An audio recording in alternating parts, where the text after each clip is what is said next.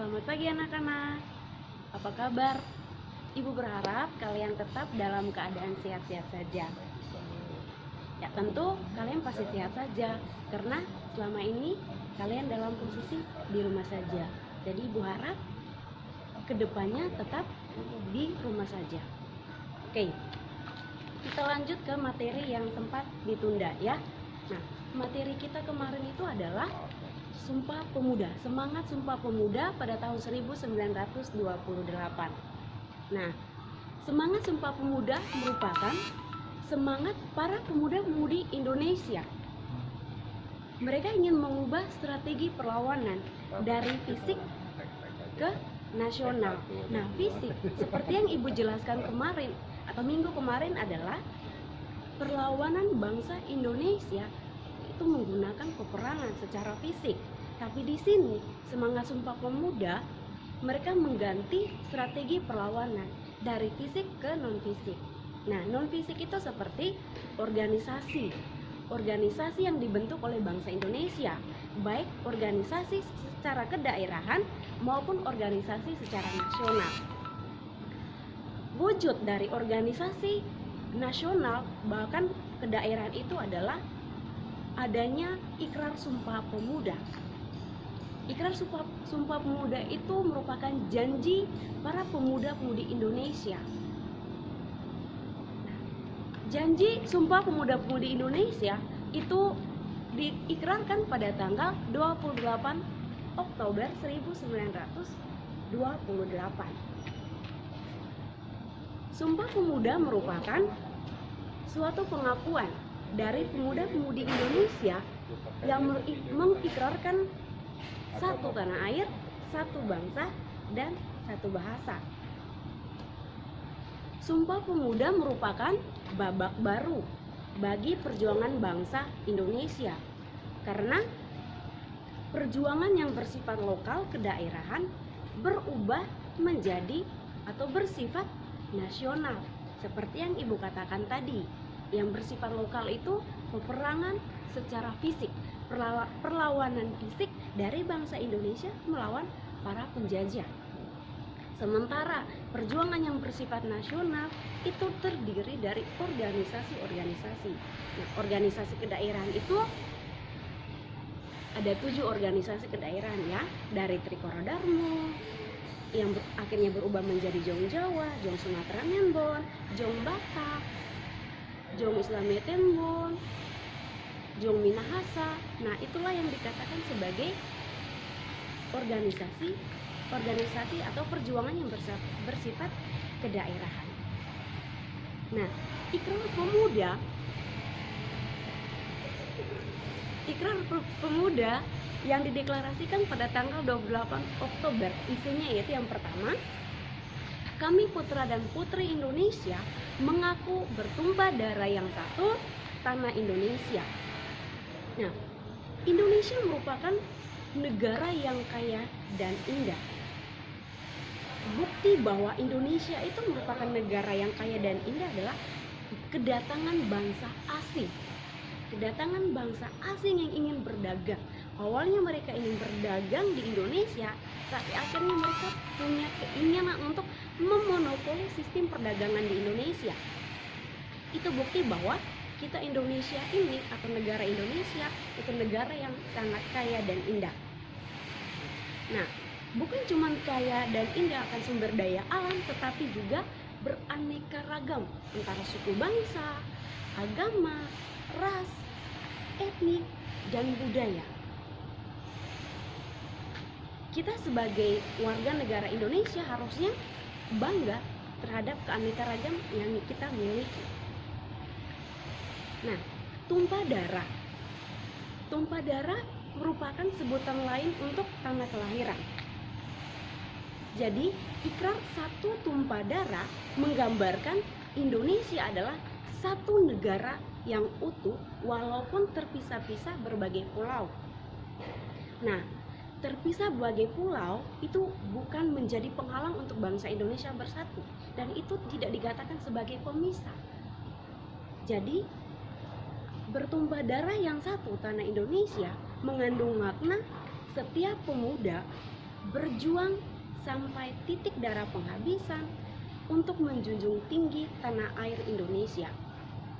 Nah, itulah kenapa dalam isi Sumpah Pemuda yang pertama itu mengatakan bahwa kami putra dan putri Indonesia mengaku bertumpah darah yang satu, tanah Indonesia.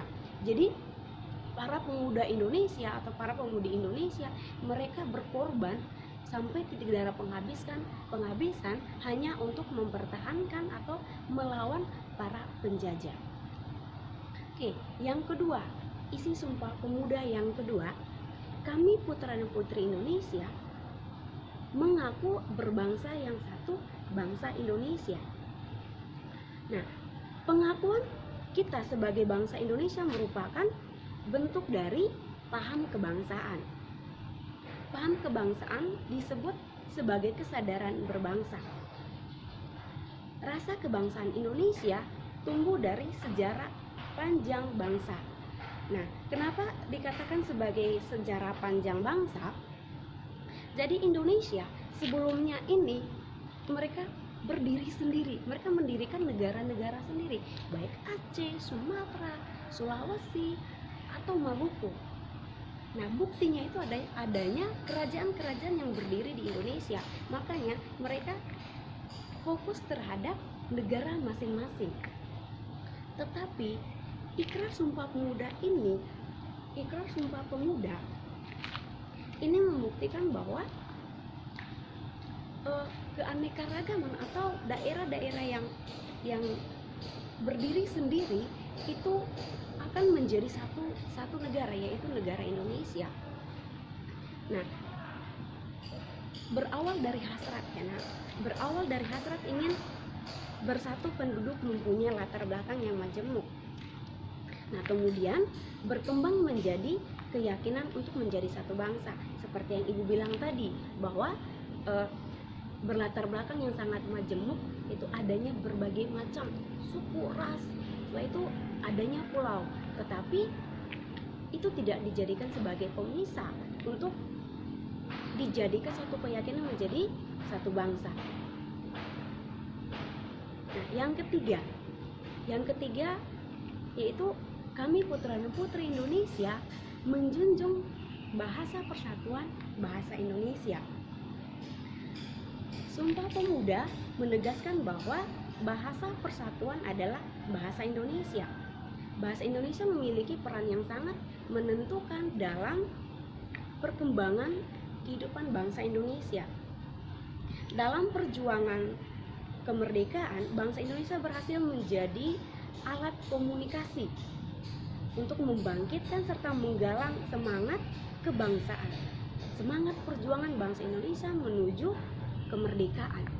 Nah, sebelum disahkan untuk bangsa Indonesia sebagai bahasa persatuan, yaitu bangsa Indonesia sebelumnya itu mereka menggunakan bahasa Melayu dan bahasa Jawa. Muhammad Yamin dia sempat mengatakan dalam Kongres Pemuda kedua, yaitu dia berharap bahwa lambat laun bahasa Melayu atau bahasa Jawa itu dijadikan sebagai bahasa persatuan. Tapi di sini dalam Ikrar Sumpah Pemuda mereka sepakat bahwa bangsa Indonesia menggunakan bahasa Indonesia sebagai bahasa persatuan. Nah, makna Sumpah Pemuda bagi generasi muda. Apa sih makna Sumpah Pemuda bagi generasi muda untuk zaman sekarang ini? Itu kita lihat yang pertama, pemuda harus berjuang demi kemajuan bangsa Indonesia. Oke, kita lihat perjuangan dari bangsa Indonesia di tahun 1908 sampai 1945 sesudah kemerdekaan jauh lebih sulit daripada perjuangan pemuda di zaman sekarang. Karena di tahun sebelum 1908 pemuda-pemuda Indonesia belum mendapat pendidikan. Bangsa Belanda tidak menginginkan para pemuda untuk menerima pendidikan. Makanya bangsa Indonesia bersusah payah untuk melawan para penjajahan. Walaupun ada Douwe Dekker dia mencetuskan tentang politik etis atau politik balas budi, salah satunya yaitu edukasi. Nah, edukasi ini hasil kritikan dari Douwe Dekker untuk bangsa Belanda sendiri. Maka dari itu, bangsa Belanda akhirnya mendirikan sekolah atau pendidikan untuk masyarakat pribumi. Jadi, untuk sekarang para pemuda harus berjuang demi kemajuan bangsa Indonesia dengan cara selalu mengikuti kegiatan-kegiatan positif untuk di lingkungan sehari-hari, belajar dengan giat. Makanya kalian diharapkan untuk selalu berjuang demi kemajuan bangsa. Setelah itu yang kedua, menjaga persatuan bangsa yang memiliki kemajemukan adat dan budaya. Jelas kita di Indonesia ini banyak sekali keanekaragaman, adat, budaya, suku, ras, dan agama. Tapi itu jangan dijadikan sebagai pemisah atau jarak di antara perbedaan, bahwa kelompok yang satu harus membedakan kelompok yang lain, atau ke suku yang satu atau membedakan suku yang lain. Itu tidak perlu, tapi kita harus tetap menjaga agar perbedaan itu tetap menjadi satu. Itu yang ketiga, menjunjung tinggi persatuan Indonesia di atas segala-galanya. Persatuan itu sama dengan poin yang kedua tadi ya, menjaga persatuan.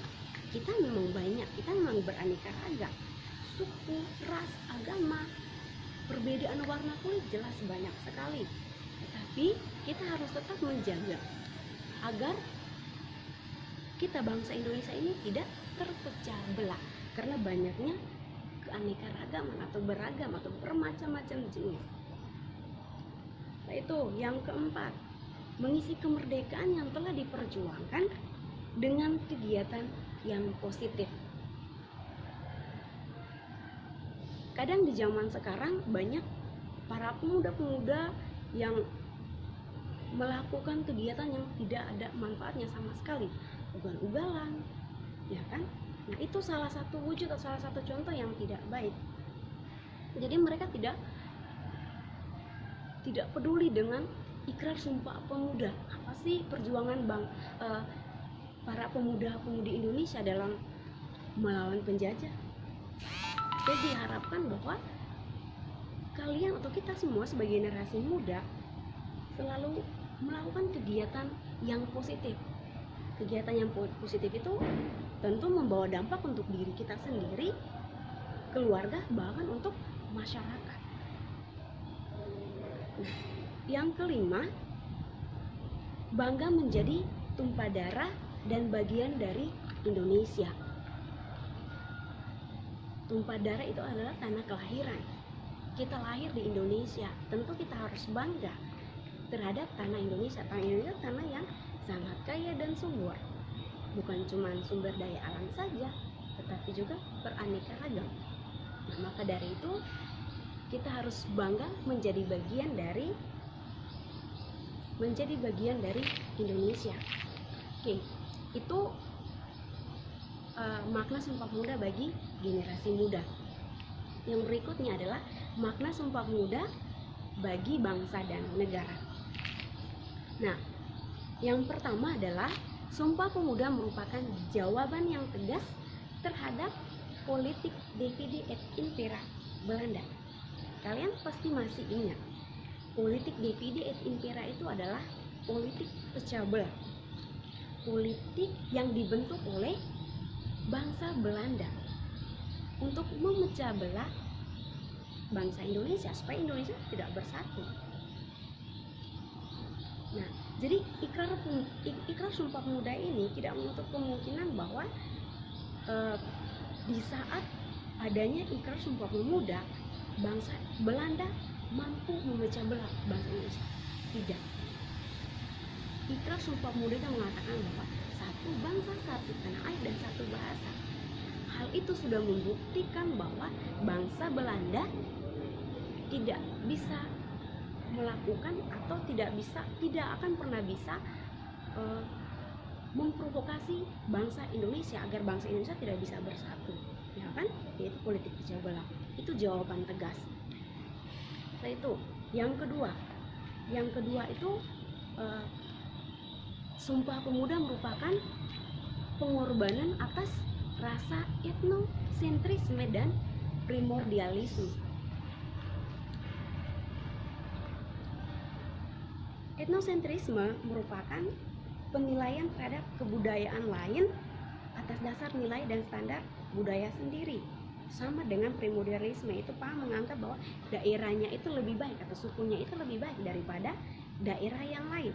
Nah, contohnya orang dari suku Anda itu berpendidikan rendah. Nah, tetapi di sini ditegaskan dalam ikrar Sumpah Pemuda atau makna dari Sumpah Pemuda itu adalah mereka menghilangkan semua etnik atau semua prasangka suku untuk merendahkan suku lain. Mereka menghilangkan prasangka itu sehingga mewujudkan Sumpah Pemuda, satu bangsa, satu bahasa, dan satu tanah air. Setelah itu, yang ketiga, Sumpah Pemuda merupakan perwujudan kesepakatan bersama tanpa memandang mayoritas dan minoritas. Nah, ingat waktu organisasi Trikoro Darmo. Trikoro Darmo itu kan lebih banyak di daerah Jawa. Nah, Pulau Jawa itu kan lebih besar dari pulau-pulau yang lain, kan? Dan keseharian mereka dalam organisasi Trikoro Darmo tersebut, bahkan dalam Kongres Sumpah Pemuda pertama dan kedua, mereka menggunakan bahasa Jawa. Tapi di sini tidak menutup kemungkinan bahwa terdapat perbedaan, bahwa yang mayoritas lebih dominan daripada minoritas. Prasangka tersebut mereka hilangkan hanya untuk menuju satu tujuan, yaitu merdeka.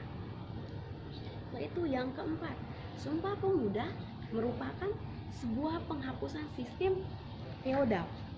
Nah, sistem feodal ini berhubungan dengan susunan masyarakat yang dikuasai oleh kaum bangsawan. Nah, dalam sistem feodal ini orang-orang itu dibentuknya atau adanya stratifikasi sosial, ya, adanya pembatasan golongan. Tapi hal ini dihilangkan itu atau adanya penghapusan sistem feodal, karena di saat ikrar Sumpah Pemuda, feodal itu tidak bermanfaat sama sekali karena adanya batasan antara golongan atas, golongan menengah, sama golongan bawah. Setelah itu, yang terakhir, Sumpah Pemuda merupakan upaya menunjukkan rasa nasionalisme. Rasa nasionalisme itu rasa kebangsaan. Nah, itu ada di dalam diri para pemuda-pemudi Indonesia untuk menuju kemerdekaan, untuk mengusir para penjajah dari tanah Indonesia. Oke, sampai di sini materi kita. Nanti minggu depan akan ada lanjutan lagi materi yang lain. Nah, kalau tidak mengerti atas penjelasan Ibu, hubungi Ibu lewat WA, IG, atau KDN Modo.